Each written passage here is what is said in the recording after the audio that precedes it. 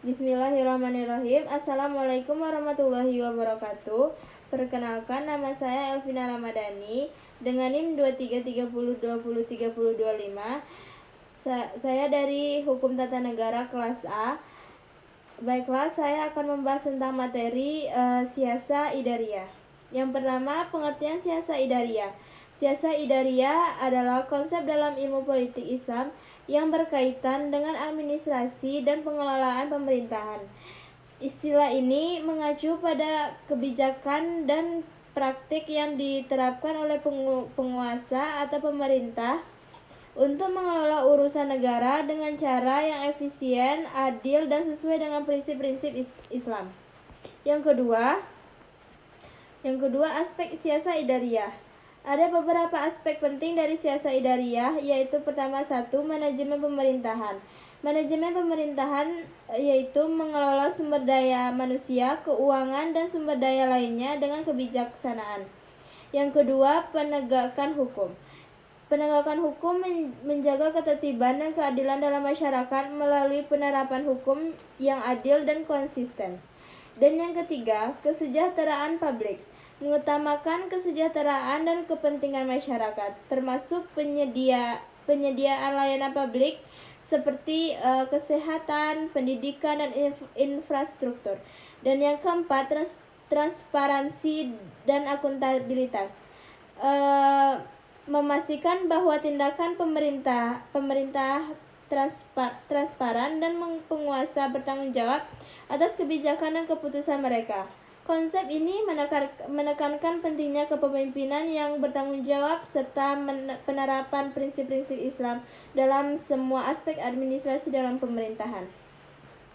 Terdapat juga di dalam Quran surat Al-Maidah ayat 49 dengan artinya, yaitu, dan hendaklah kamu memutuskan perkara di antara mereka menurut apa yang diturunkan Allah, dan janganlah kamu mengikuti hawa nafsu mereka berhati-hatilah kamu terhadap mereka, supaya mereka tidak memalingkan kamu dari sebagian apa yang telah diturunkan Allah kepadamu. Jika mereka berpaling dari hukum yang telah diturunkan Allah, maka ketahuilah bahwa sesungguhnya Allah menghendaki dan menimpahkan musibah kepada mereka disebabkan sebagian dosa-dosa mereka, dan sesungguhnya kebanyakan manusia adalah orang-orang yang fasik. Selanjutnya, ruang lingkup siasa idariyah. Yang pertama, pengelolaan sumber daya alam. Pengelolaan ini mengatur dan mengelola sumber daya negara, baik manusia maupun material, untuk memastikan kesejahteraan dan kemakmuran rakyat.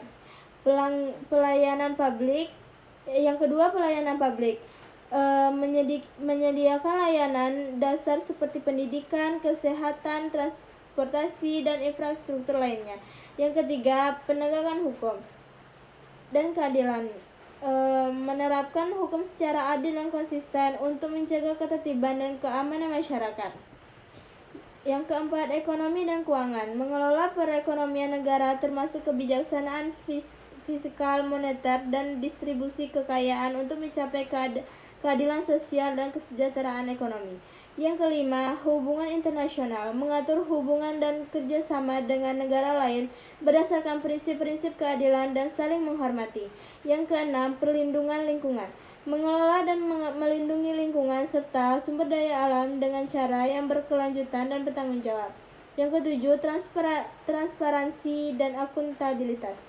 Memastikan bahwa pemerintah beroperasi dengan transparansi dan para pejabat bertanggung jawab atas tindakan dan keputusan mereka.